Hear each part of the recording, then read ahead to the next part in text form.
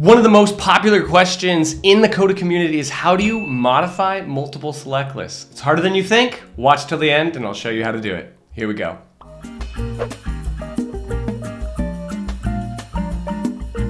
All right, so if we want to modify this multiple select list right here, keep in mind, I know this sounds silly, but this is a list of values. The idea of this being a list of values is going to be crucial to understanding how and why we modify it. So let's go ahead and make another column and call it modify. What we're going to try to do right now is add the value.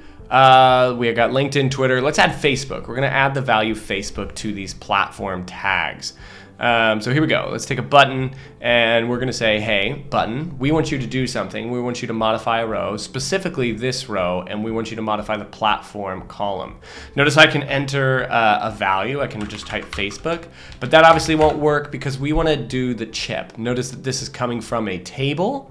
Column options, this is coming from our table called social media tags. So we don't want to add the word Facebook, we want to add the value of Facebook. So I'll press equals on my keyboard to open that up and you'll see I get access to all the social media tags I have available. So I'm going to add Facebook to it.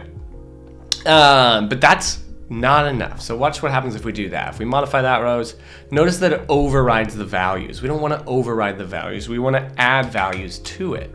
So what we're going to do is essentially take a list and add another value to that list. So what we want to do is use the ListCombine formula. So notice that it says merge and flatten list. So that's essentially we're merging two things, right? We're going to take what is currently in our cell, LinkedIn and Twitter, and then we're going to take Facebook and we're just going to merge them together. So what we want to do there is write down ListCombine of the current value platforms, this row dot platforms, right? Because that's what's currently in there.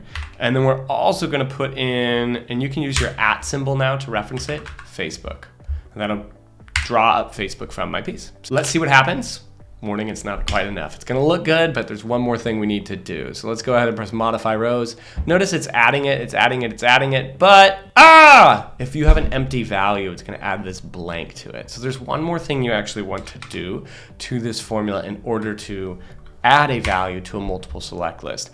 And that is you are going to filter that for the current value that is not blank.